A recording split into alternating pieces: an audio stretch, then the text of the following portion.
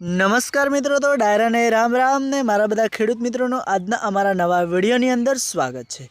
તો મિત્રો, આજે આપણે વાત કરવાની છે એરંડાની ખેતીવાડી વિશે। એટલે કે તમને આજે હું જણાવવાનો છું કે જે અમારા ખાસ મિત્ર એવા કલ્પેશભાઈ છે, એમના ખેતરની અંદર આજે આપણે આવ્યા છીએ અને આજે આપણે એમની મુલાકાત લેવાની છે કે કલ્પેશભાઈ જે છે એ એરંડાની ખેતીની અંદર કયું કયું ખાતર યુઝ કરે છે અને એરંડાની ખેતીમાં એમને કેવો ફાયદો રહે છે એ વિશે આપણે વાત કરીશું। તો દોસ્તો, તમે જોઈ શકો છો જે કે આ તમને એરંડાની માળ જોવા મળી રહી છે, 1.5 ફૂટથી પણ વધારે લાંબી છે અને એની અંદર વધારે માળો અને એની અંદર ઘોટા ખૂબ જ જોવા આપણને મળી રહ્યા છે। તો આજે આપણે એમની સાથે અને એમની પાસે મુલાકાત લેવાની છે, ખેતીવાડી વિશે આપણે માહિતી થોડી લેવાની છે કે એ એરંડાની ખેતી કેવી રીતે કરે છે અને એરંડાની ખેતીની અંદર કયું કયું ખાતર યુઝ કરે છે અને એમને એરંડામાં વધારે ફાયદો થાય છે એ વિશે આજે આપણે આગળ ચર્ચા કરવાની છે। તો ચાલો મિત્રો, આપણે પહેલાં તો કે એમના જે ખેતરની અંદર એરંડા છે એ ચારે બાજુના જોઈ લઈએ ને પછી આગળ આપણે વાત કરીશું। તો દોસ્તો, તમે જોઈ શકો છો જે કે આ એરંડાની માળો છે એકદમ સારી છે, એરંડાની હાઈટ પણ બહુ સારી છે અને બીજું કે દોસ્તો એરંડા ડાલે પણ બહુ પડ્યા છે। તો આપણે એમની પાસેથી માહિતી લેવાની છે ખેતીવાડી વિશે કે કલ્પેશભાઈ, તમે કયું કયું ખાતર યુઝ કરો છો અને રેગ્યુલર ખેતીમાં તમે એરંડાની અંદર કયું જ ખાતર વાપરો છો, અમને પણ થોડું જણાવો એટલે અમને પણ ખબર પડે।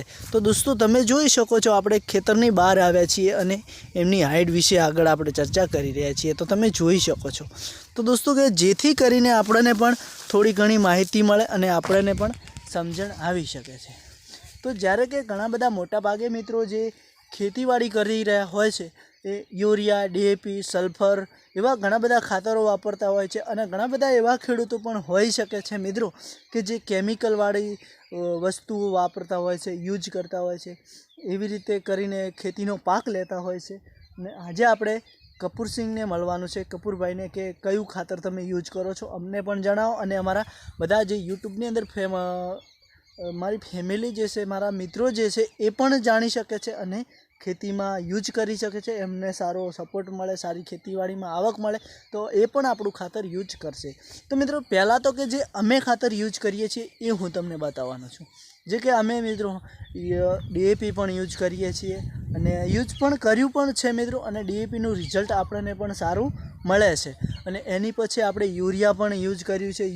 યુરિયા નાખવાથી પણ સારો એરંડો થતો હોય છે, સારી હાઈટ પકડતી હોય છે અને એની અંદર આપણે જે કે ભૂવાસ્ત્ર જે ખાતર આવે છે, જે ઓર્ગોનિક ખેતીનું જે ખાતર આવે છે એ પણ આપણે આ વખતે યુઝ કર્યું છે। પહેલાં આપણે યુઝ નહોતા કરતા પણ આ વખતે આપણે યુઝ કર્યું છે। જે ગૌસ્ત્ર ખાતર અને ભૂવાસ્ત્ર ખાતર આવે છે એ આપણે ડીએપીની અંદર મિક્સ કરીને નાખ્યું છે અને એનું પણ આપણે અલાર ઉપયોગ કર્યો છે। તો એનું જે રિઝલ્ટ છે એ પણ હું તમને આજે બતાવવાનો છું। તો ચાલો પહેલાં એ એરંડાના છોડનું રિઝલ્ટ હું તમને બતાવું ને તમને એ રિઝલ્ટ સારું લાગે તો દિલથી અમારા વિડીયોને આગળ શેર કરજો, વિડીયોને બીજા ખેડૂત મિત્રો સુધી પહોંચાડજો અને અમારી ચેનલ ઉપર તમે નવા હોય તો દિલથી અમારી ચેનલને સબસ્ક્રાઈબર કરી લેજો કે જેથી કરીને અમારા ખેતીવાડીના નવા વિડીયો તમને હંમેશા મળતા રહે। તો ચાલો આપણે મિત્રો આગળ વધીશું। તો તમે જોયું કે જે આપણે ખાતરની વાત કરી છે એ ખાતર હું તમને આજે બતાવવાનો છું અને એ ખાતર વિશે આપણે વાત કરવાની છે અને એ ખાતરની જે રિઝલ્ટ મળ્યું છે એ રિઝલ્ટ વિશે આપણે આગળ વધવાનું છે। તો તમે જોઈ લીધું, આપણે ચારે બાજુના ખેતરોની અંદર જોયું છે અને આવી રીતે આજે આપણે આગળ પણ વધતા રહીશું।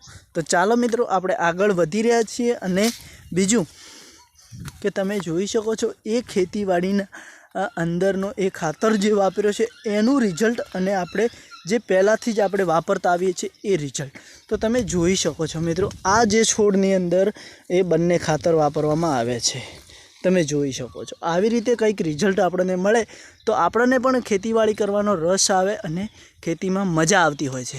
તો મિત્રો, આ છે અમારું આ રિઝલ્ટ અને આપણે કપૂરસિંહને મળીશું અને પછી એમની સાથે પણ ચર્ચા કરીશું। તો આજના વિડીયોની અંદર આટલું જ। આ વિડીયો તમને સારો લાગ્યો હોય તો દિલથી આગળ શેર કરજો અને નેક્સ્ટ વિડીયોમાં આપણે કપૂરભાઈ જોડે મુલાકાત લેશું અને એ પણ હું તમારી સામે લઈને આવીશ। તો આજના વિડીયોમાં આટલું જ। જય માતાજી મિત્રો, નેક્સ્ટ વિડીયોમાં ફરીથી મળીશું।